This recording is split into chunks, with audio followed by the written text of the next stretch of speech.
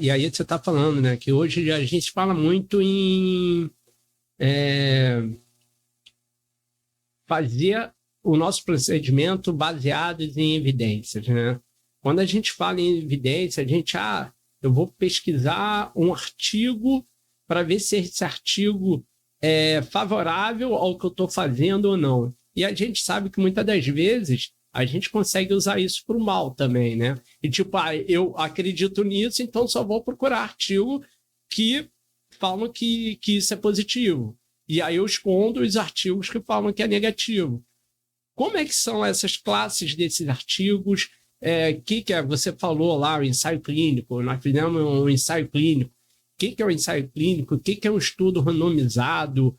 Como que a gente pode estar falando para as pessoas que querem entrar na área de ciência ou que querem fazer sua profissão baseada em evidências? Como é que são essas análises? O que é cada estudo? Como é que isso funciona?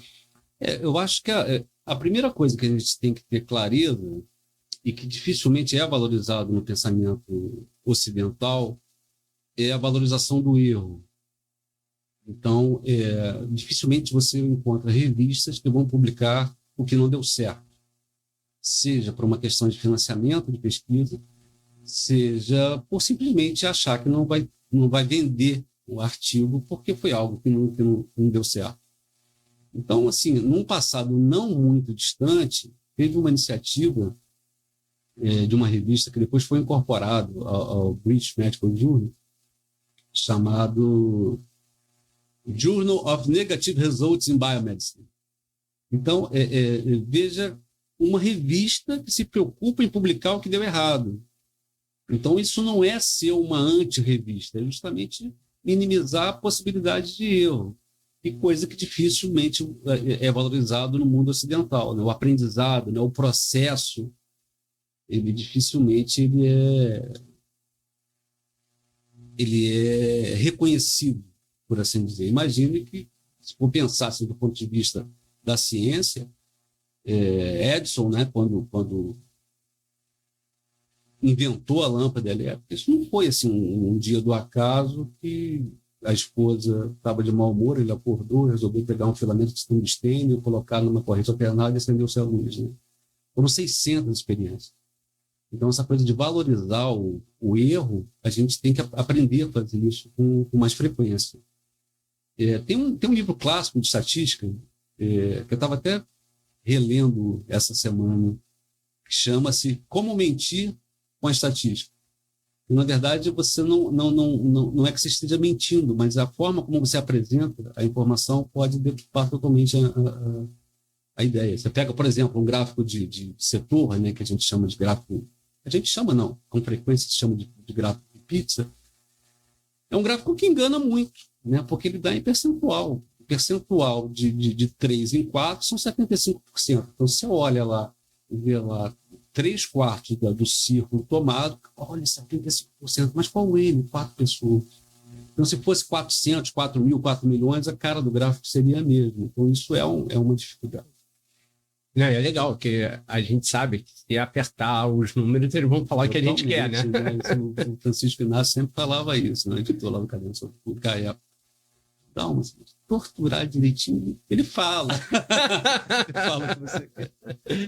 Mas isso você falou é realidade, né? Que às vezes as pessoas colocam os números e começam a jogar com esses números a seu favor, né? Vamos ver lá o que a gente pode tirar de vantagem dos números que tem. E não é o que você está pesquisando, mas vamos ver. E o que você tocou num ponto que é doloroso, mas assim, um estudo que deu errado, ele serve também para você ver que aquele não é um caminho, mas outro caminho pode ser feito, não exatamente daquela forma, mas se a gente ajustar, então os estudos que deram errado já é tão importante quanto os que deram certo. Exatamente. Uma coisa que você vê com relativa frequência, e é pouco explorado, são a questão dos resultados secundários. Né? Você tem um desfecho primário que é definido, né? Vamos entender desfecho, tudo aquilo que se mede. Então, o objetivo da pesquisa é identificar um determinado desfecho. Pode ser que aquele desfecho que você previu queria ocorrer, ele simplesmente não ocorre. E aí, quando você pega o artigo, ele valoriza mais um dado secundário em detrimento daquilo que ele ia buscar, é exatamente uma forma de dizer que ele não conseguiu obter o resultado. Mas, ao invés de dizer isso, ele pega e valoriza um dado secundário, que, na verdade, vai servir para dizer o seguinte: existe pesquisa a ser feita sobre determinada temática. Eu acho que seria essa a questão. Por outro lado, nós vivemos, de certa forma, uma ditadura, né, do que se convencionou a chamar de nível de evidência, qualidade da evidência. E aí, hoje, tudo se fala evidência. Qual é a evidência? Qual é a evidência? Como se fosse alguma coisa que estivesse no ar, assim, o que é evidência, qual é a evidência disso. Então, acho que a primeira coisa que tem que se pensar é que não é um movimento novo. Se a gente for datar isso, a gente está falando da década de 1970.